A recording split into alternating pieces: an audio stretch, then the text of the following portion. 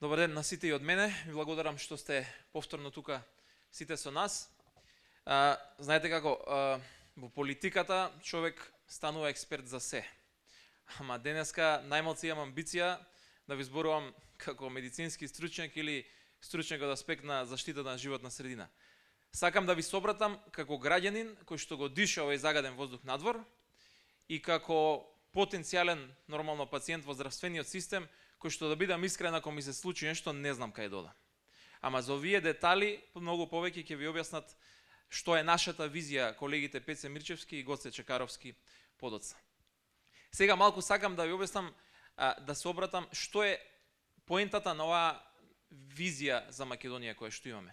Тоа е платформата која што е подготвува Социјалдемократскиот сојуз заедно со сите граѓани и која што треба да биде визијата за една нова, за една слободна и демократска Македонија. Македонија која што најверојатно ќе можеме да ја видиме веќе од следната пролет. За да зборуваме денес за визијата за Македонија, огромен, голем придонес имаше вистината за Македонија.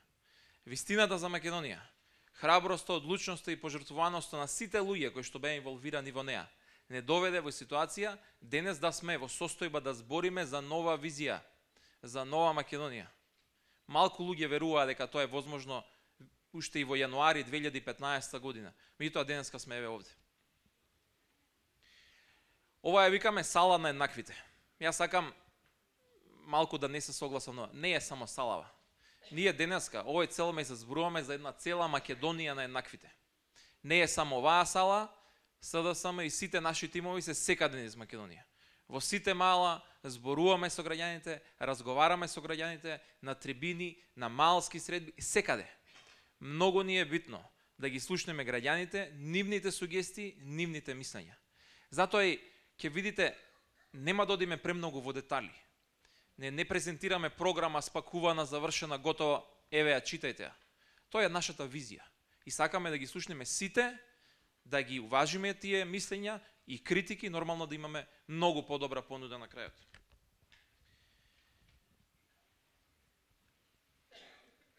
Што е она што начинот на кој што комуницираме? Не само на овие трибини и дебати, нормално имаме нашата дебата и преку интернет.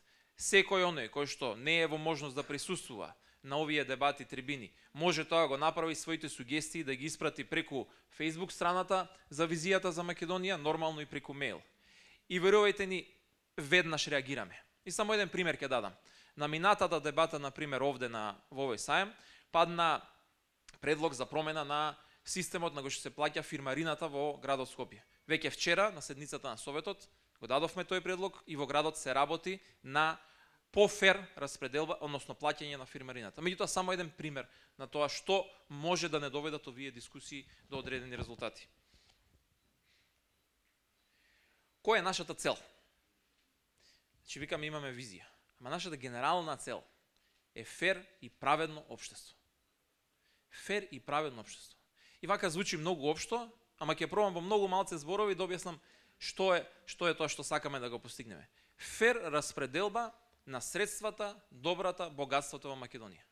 Денес, еден многу мал процент од населението, и за среќа или за жал веќе ги знаеме преку вистината за Македонија кои се тие, располага со огромен дел од богатството, најголемиот дел. А сите останати со многу малку. Целта на нашата платформа е да имаме распределба на ова богатство помеѓу сите граѓани во Македонија. Државата се откаже од дел од сопствените трошења за своите потреби и директно да ги даде назад на граѓаните. Денеска ќе разговараме малку повеќе во детали за квалитетното здравство и за чистата животна средина. Ако мене ме прашате, тоа е животот на граѓаните. Основни човечки права. Не се само правото на говор, слобода на мислење, вработување, туку и правото на чист воздух, чиста вода и нормално достапно квалитетно здравство. Сакаме да направиме една голема разлика помеѓу тоа не колку пари се потрошени во здравството, туку како се трошат. Не колку милиони се дадени, туку на каков начин тие милиони влијаат на здравјето на граѓаните и на должината на нивниот живот. Сега ќе зборува после докторот Чекаровски малку и повеќе за тоа како и делот целата таа купена опрема седи неискористена. И за жал бевме сведоци многу немили настани во областа на здравството во последните неколку дена. Чистата животна средина е особено актуелна деновиве. Со почетокот на грејната сезона, не само во Скопје, во сите поголеми градови луѓето имаат проблем со загадувањето на воздухот. Немаме волшебни решенија. Меѓутоа, мора да почнеме од некаде да работиме. И има што може да се направи. Најчесто се правда власта, ама знаете, индустријата е, грејењето е, граѓаните се, не можеме што... Не е така. И тоа ќе ви го покажеме конкретно. Чистиот воздух и вода, здравата храна се основни човечки права. И тука нема дискусија за работа. Не може да нема пари за тоа. Џабе се странски инвестиции, џабе ни е doing business, џабе е се. Ако луѓето не умираат во болниците или, за жал, во последно време и на улиците. Целата цивилизација е исправена пред овој голем проблем за здрава животна средина и достап на јавно здравство, квалитетно здравство, и сите дебатираат околу тоа. Само кај нас тоа е забранета тема нека. И ќе ви кажам уште еден пример. Пак се повикувам на многу примери од Скопје, ама тоа е затоа што ја следам темата. Не може 4,8 милиони евра градот Скопје да троши на барокни, енергетски неефикасни фасади, а само 375.000 евра на проекти за енергетска ефикасност. Тоа е таа разлика што ние зборуваме. Кај нас сите пари би биле протрошени на проекти за енергетска ефикасност. Нема потреба од барокни фасади.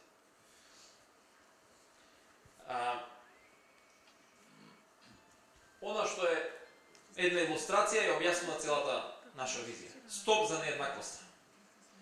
И едниот начин за да намалиме нееднаквоста е оно што кажав, прераспределба на средствата, богатствата и добрата. Ама сакам да кажам уште една работа да не биде на сите јасно. Стоп за нееднаквоста, што значи исто така? Дека кражбата ќе запре и дека парите ќе ги вратат. И тоа ќе мора да се случи за да имаме фер распределба. Тоа е основниот предуслов за да може да зборуваме за било што понатаму.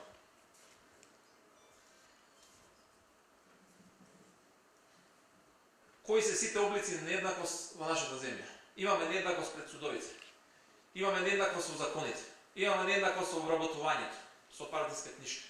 Имаме нееднаквост при напредување на работа. Нееднаквоста при распределбата на тендерите, сите ја слушнавте во разговорите до истината за Македонија. Нееднаквост на доходот, нееднаквост во имотот, во користењето на јавните добра, во добивањето на државната поддршка. Нема да правиме разлика помеѓу домашните и странски инвеститори. Меѓутоа, разни форми на нееднаквост кои што особено се засилија во Македонија во последниве 9 години. Мораме да ставиме крај на тоа. И нашата визија се темели на 5 столба. Одговор на власт и контрола на власта, многу важна тема, особено актуелна деновите. Праведна распределба на доходот и извлекување на луѓето од сиромаштијата, развојот на домашните капацитети и обезбедување на пристојна работа за граѓаните, европската иднина и квалитетен живот и велиме градиме едно општество. Ова е особено битно и ќе го дебатираме во текот на следната дена. Но она што го викаме европска иднина и квалитетен живот може да звучи малце сувопарно, ама не е. Значи, што е квалитетен живот? Главната, основниот предуслов за квалитетен живот е токму тоа што зборуваме денеска. Чиста и здрава животна средина, да може живее, па после да правиме бизнес, doing бизнес. И пристап до здравствениот квалитетен систем. Тоа се проблемите на граѓаните и тоа се и нашите проблеми за кои што денеска сакаме да разговараме. Овој столб ни е потребен не само за да обезбедиме подобра здравствена заштита. Туку, пак ќе кажам, тоа е европскиот начин на живот за кој што разговараме. Не е ништо што е абстрактно и не е ништо што треба да легне во воздух. Здравата животна средина и здравието на граѓаните се многу важни. Граѓаните се на прво место и затоа мораме да ја одговориме на прашањата дали имаме доволно храна на масата, дали имаме чист воздух, дали имаме вода достапна за пиење, дали ни се на располагање најдобрите расположливи знаења во државата и дали имаме достапна здравствена заштита.